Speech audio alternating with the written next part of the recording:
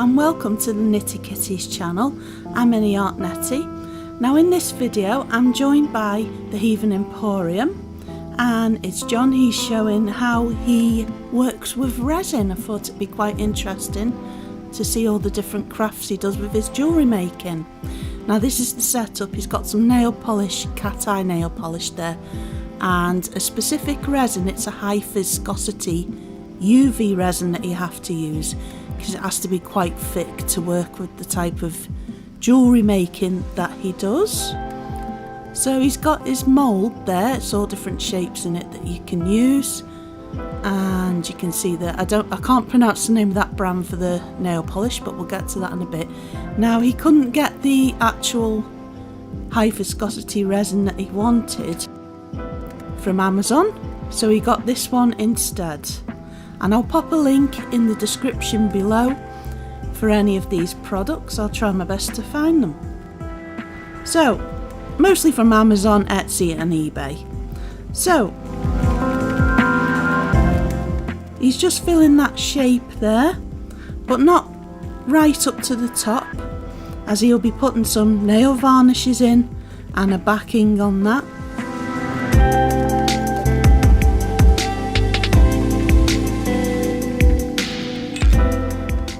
So just to add, this isn't really a tutorial. This is how he's found he likes to do it, and how he's found it easier, and the tools that he uses. So this isn't the recommended tools or anything like that. In this case, this is a dental tool, and he's just using that to push the resin into the corners. As it is thick, it does look like it's full, but you've got to pull it with it being such a high viscosity. If it was thinner it'd work, but it wouldn't be right for this craft. So these are the cat eye nail varnishes that he's going to be using, and he's just going to pick out his two favourite colours.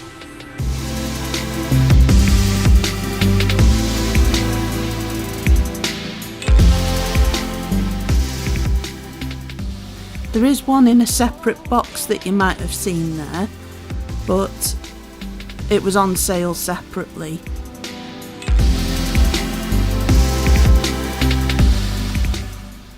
He's just waiting for that nail varnish to drop from the brush, as you don't want the brush touching the resin at all.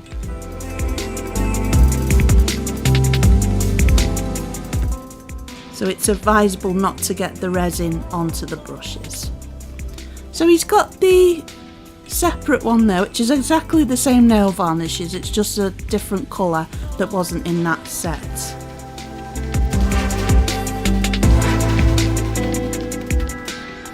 Again, just letting that varnish drop onto the surface of the resin, so you do have to have a lot of patience with that.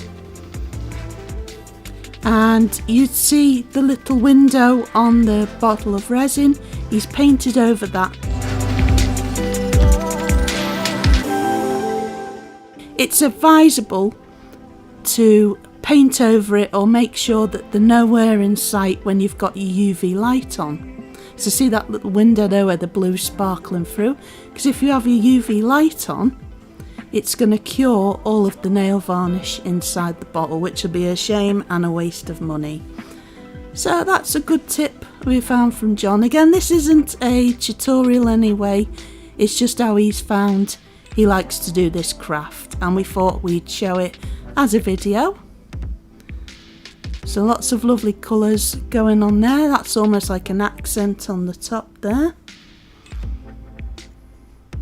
So there are many more ways to do this. We're not saying this is the only way to do it. Just interesting to see how a crafter goes about doing the work. So he's just got that dental tool again, which he found works best for him. He can use a cocktail stick or whatever you like. And he's just going to swirl that. Make whatever pattern you want, really. That's what he's gone with. So I'm just going to leave that now so it doesn't stick to anything. It's quite safe there. And these are the magnets which came with the nail varnish set. There's two different ones, and you can get all sorts of effects. If you can see that sparkle, it's lifting. I've tried to make it as clear and as close as possible without getting in John's way there. and it changes the colour of the sparkles as well, if you can see. Again, you could use the two magnets at polarising ends and make all sorts of wonderful effects. Primarily it's for nail, nail colouring, nail varnishes, but yeah, it's good in crafts as well. So he's going to cure that now under the UV light for around about a few minutes from every angle that you can.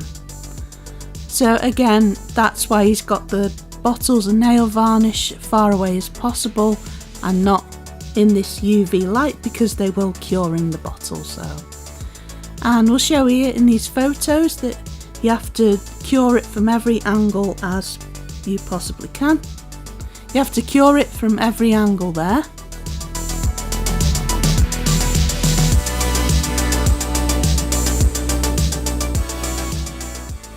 And then from the bottom as well, which I found quite interesting. I didn't know that you had to cure it from the bottom as well. But just a few minutes there with each bit to cook it.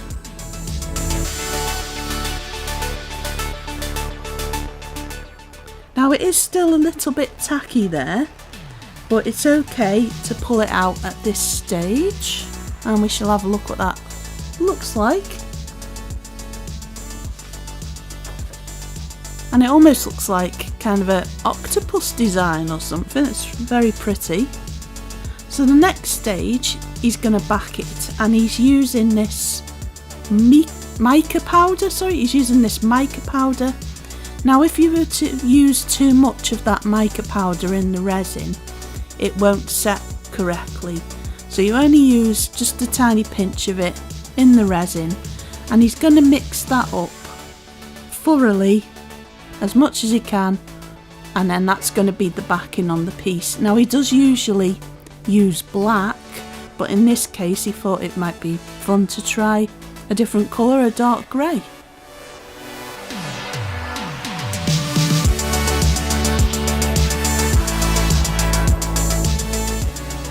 So he's going to mix it there until it's all incorporated.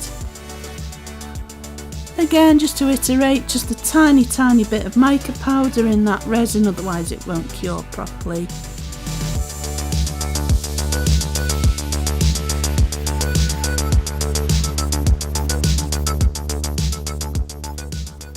And he's going to spread that onto the back of the piece there. So it will really make the colours pop. And again, he's using that dentist tool because it was just a kit off eBay. It's not like the actual tool that you use or whatever, but he's found that that one works best for him, and he's just spreading it so it gives a nice even coat over the back. Obviously, if you're doing this at home, backing your piece, you can take as much time as you want to do that, of course. So using the lolly stick there, which he finds that's a brilliant tool that helps him to get that backing on there.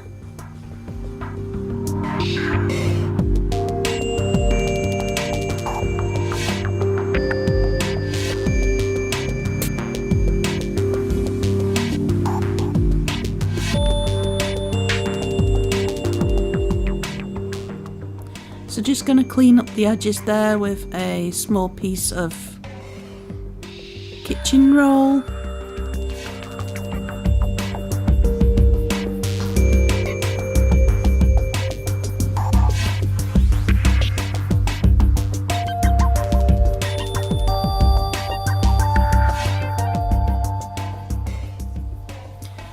I'm going to get the UV light on that and give it a really good long cook for about 4 or 5 minutes. As a guideline, that is, don't take that as specific again. Not a tutorial, just showing how he makes his jewellery. So again, from every angle you possibly can, and underneath as well.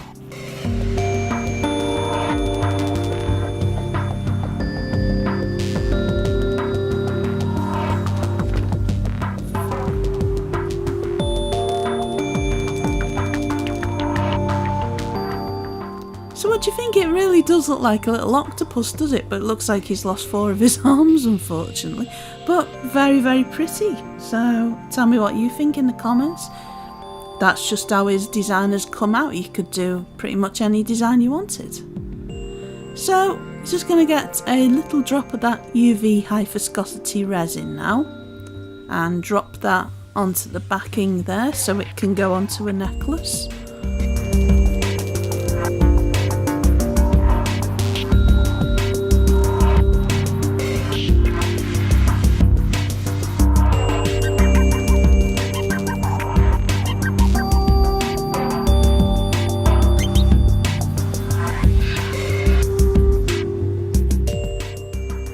And then cook that again for a few minutes, just at every angle you can again. And that's going to seal the piece, and it will dry obviously as well in its own time. Every angle there to cure that piece onto the backing piece.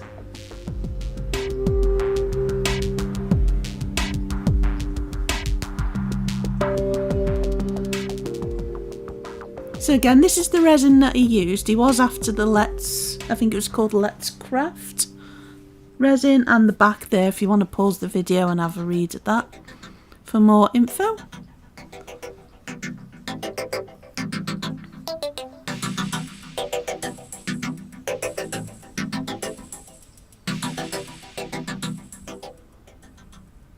And there's the finished piece.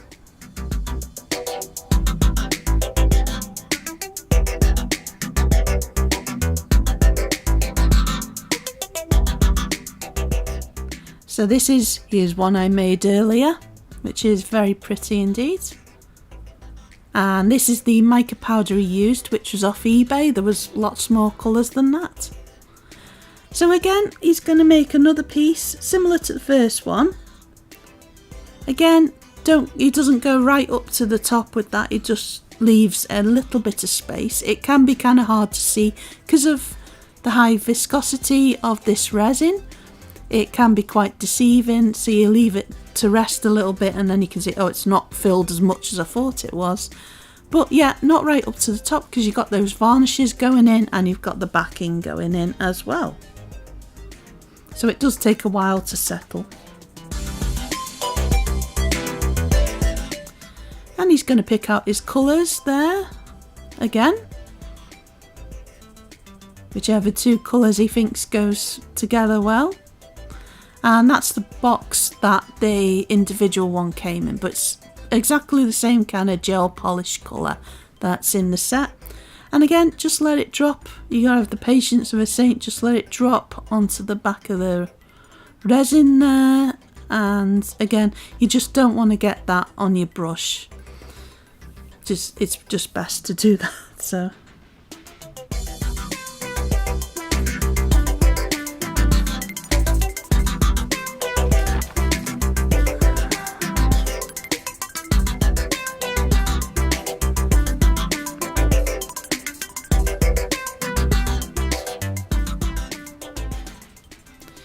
He found that blue separate one that was sold was quite a little bit thicker than the others. Some can be thin, some can be thick, but I guess that's something, maybe just a guess here, that it's a different pigment or something like that. But you just gotta have patience and let it drop onto the back of the resin.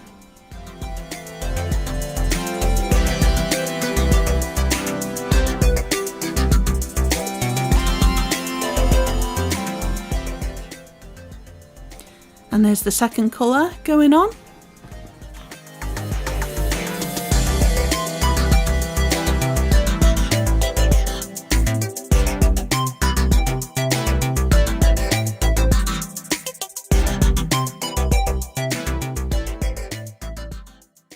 And he's going to use that tool that he finds he likes. He finds it works brilliantly. He can use a cocktail stick, the back end of a paintbrush, whichever you find best. And then run that magnet over again. I think that's his favourite one. Run that over and you can see the sparkles coming out there, and they're also changing colour. Hopefully you can see that too. So again, you could use both magnets or the other one, well, both of them, so they push at opposing poles. Would be quite an interesting effect, however you wish.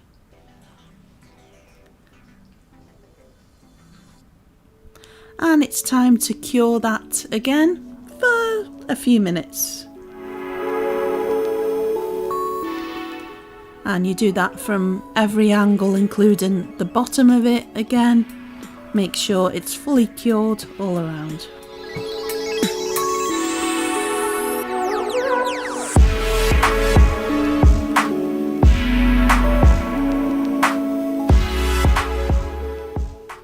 Now, same as before, he's mixed up that mica powder. I'm not going to show you again because you've seen it already, and you've got to make sure it's completely incorporated together.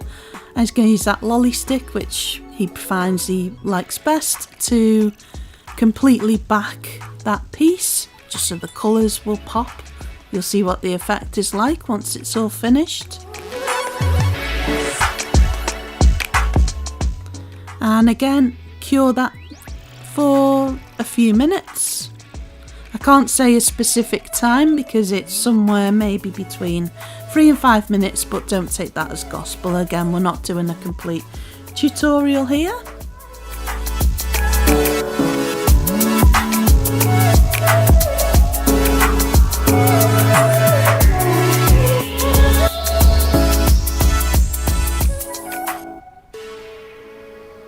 And it looks very pretty, that come out the mould, and he's popped it on the backing piece there to go on a necklace. And it almost reminds me of something. It reminds me, you know, the little whirly hill, curly whirly hill on Nightmare Before Christmas. I'll insert a picture there. Reminds me of that. Well, I don't know what you think. Now he's going to make some rings, and again he's using that high viscosity UV resin. He did want the Let's Resin one. I'll pop a link in the description to that one. It was out of stock in the UK, so we got that one instead. Now again, he's going to use this tool which has got, if you can see, a curve on it, which is going to help him to put the resin on. So he's got that resin ready in the cup there.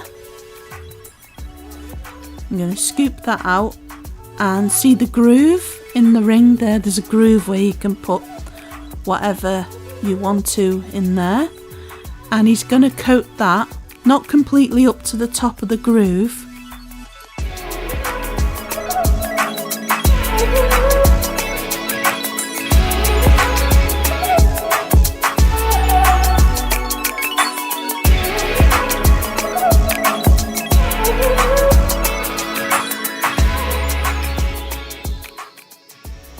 He's just putting a thin layer of resin around that, but it's got to be an even layer of resin.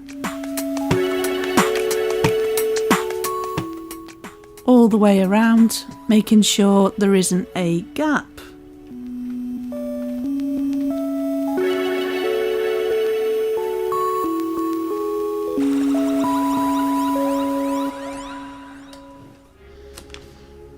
So you do need a resin that's have a higher viscosity with this, because otherwise, as you can imagine with this going round, it's going to drop off the ring, and you don't want that. You want it to be completely even all around. So he has put a marker on that, around that. It is for another type of crafting, that particular thing, but it works brilliantly, he finds, for making these rings. And he's just going to use a cotton bud there on the edges, because anywhere where some resin has got to on it, you don't want it to cure on there. So he's just making sure those edges are clean there, so when he comes to cure it with the UV light, the resin won't cure in anywhere you don't want it. You just want it in that groove in the ring.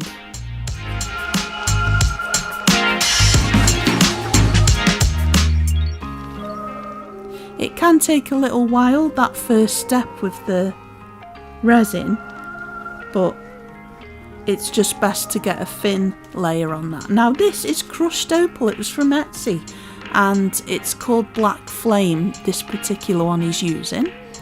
And again, another different tool that he finds he likes to use. he's just going to coat where that resin is now. It's quite tacky, so it's ready for the crushed opal to stick. So he's just getting some of that and quite delicately putting it into the groove there so it fills the groove.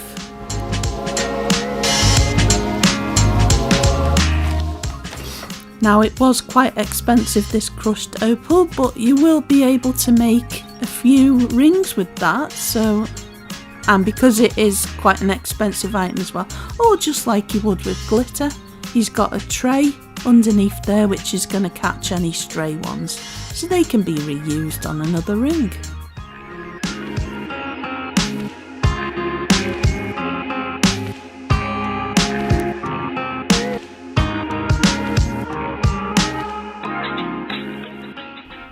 So there was many different types of these crushed opals and all sorts to choose from. And I'll pop all of them I can find that we've used in the video in the description below. So again, he just finds this tool is the one he's most comfortable with for doing this particular task. So that's sticking to that thin layer of resin now. So he's going to fill the whole of the interior groove.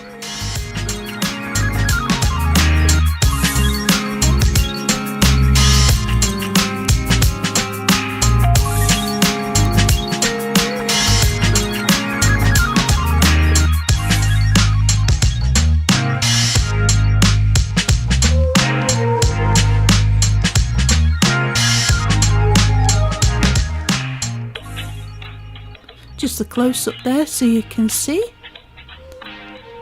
And again, this tool here, which has got a rounded edge on the top, I think it's like a dentist tool, he's just going to use that. So any that are on the edges are just going to push into the groove there,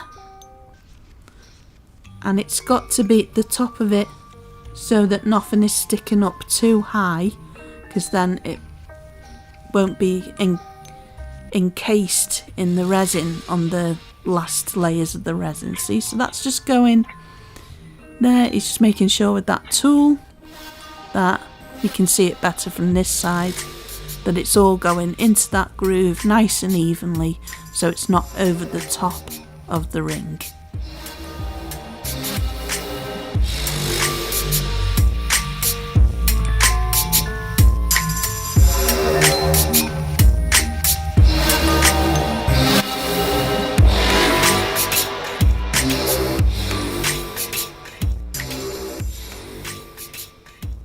So he's just going to give some gentle taps there, just to make sure that that crushed opal isn't going over the top edge of the groove, ever so gently. And then we've got room to put the resin on over it to cover it all completely.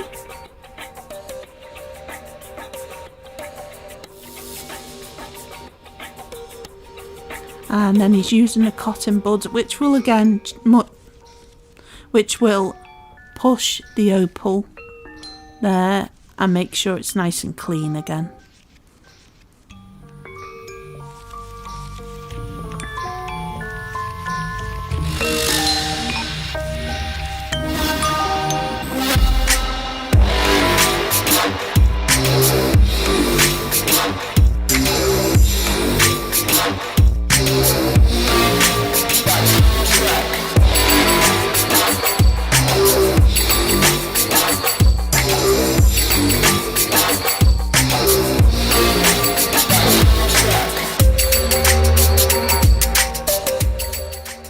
He's just going to cure that now, again with the UV light, a couple of minutes.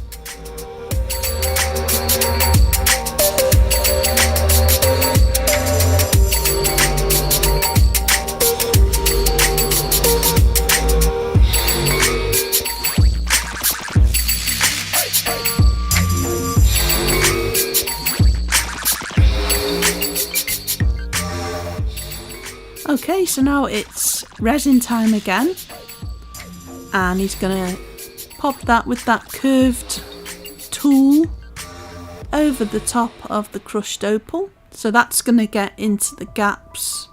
And again, because it's of a high viscosity, it's not going to drop, which is exactly what you need for this. It's going to make sure that's even and it's thinly coated nicely, and an even coat is very important as well. So at this stage you can see that the colours are really starting to pop. He finds holding the tool at the particular angles he does, if you can see, to get that top coat of resin to sit at an even level. He finds that tool does exactly what he wants it to do.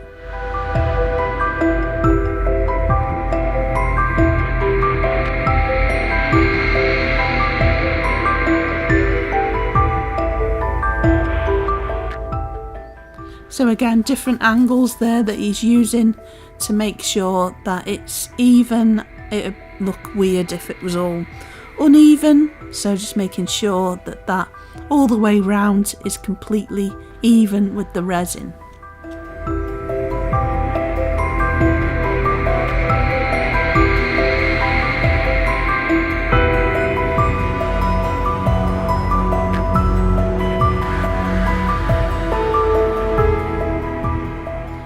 And he's going in with a cotton bud again, just to clean the edges.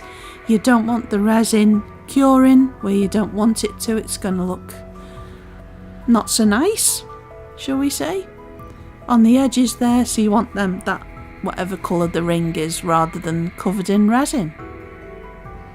And on the other side as well, just to clean that up.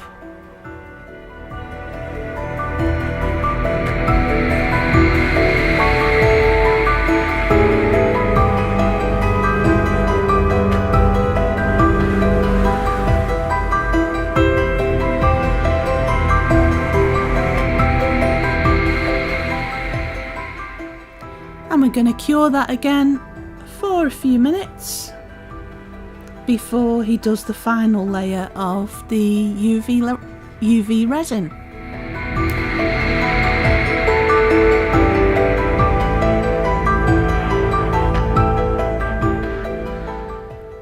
And he uses that straight from the bottle.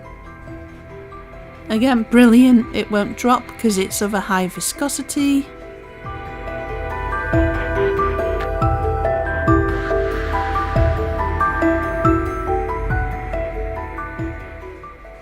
And just some angles here so you can see how different the colours look fantastic. And just using that tool again, just at different angles, just to make sure that's all even and nice and there isn't resin where it shouldn't be.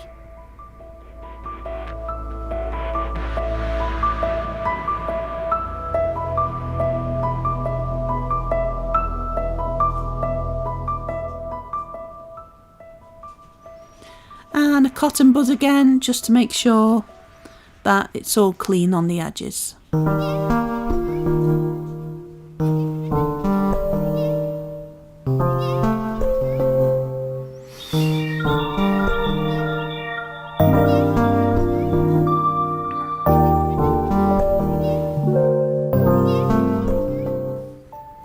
There's the crushed opal again, just so you can see the difference between before and after, and each one of them is going to be completely unique.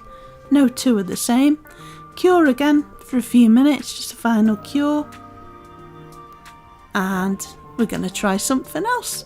Now there is a few, like a month or so in between that ring and this, and he's found another technique he'd like to try on making the pendants.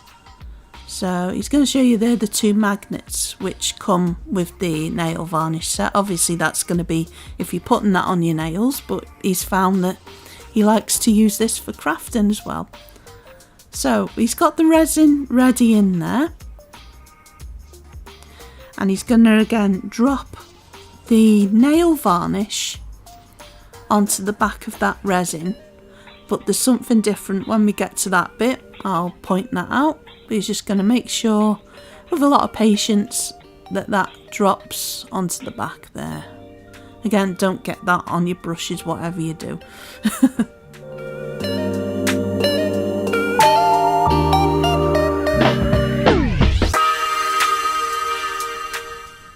So rather than make a separate video, we thought we'd include this in this video at the end of it. That was going to be the end of the video with the ring, but there you go, bonus, I guess.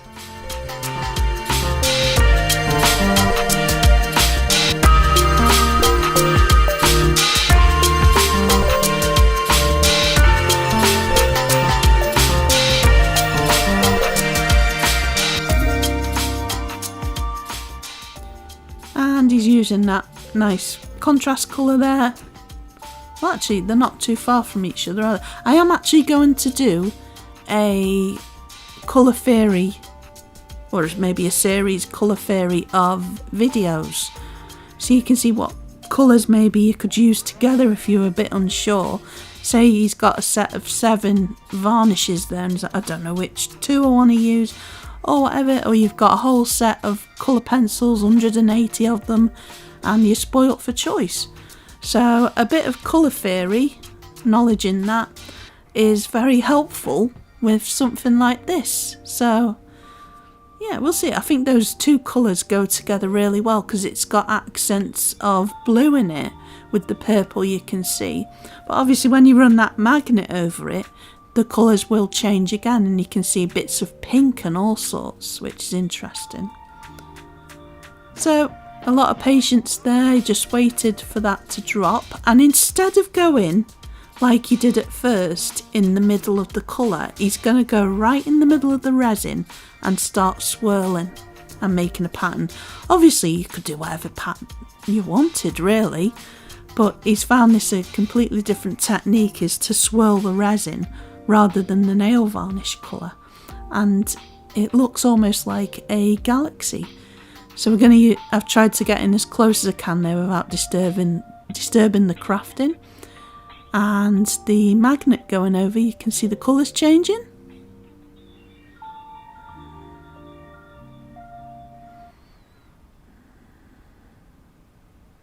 And they also pop out as well, don't they? So there we go, we're just going to cure that now for a few minutes.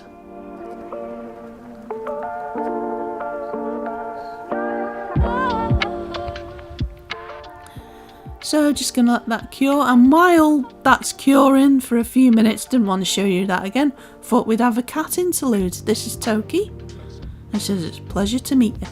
So left Toki alone to sleep, and that came out the mould. I can see he's used the dark mica powder on the back of that as well, mixed with the resin, and that's a beautiful galaxy effect there that's come out.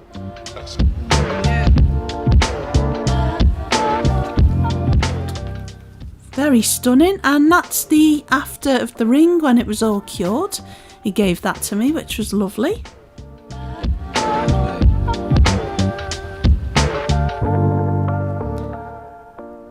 And here's a few more pieces he made with similar techniques, which we thought we'd show you. And I've got links to the Heathen Emporium in the description below, on Instagram and on Facebook, the usual. So thank you Heathen Emporium for showing how you do your resin crafting with jewellery.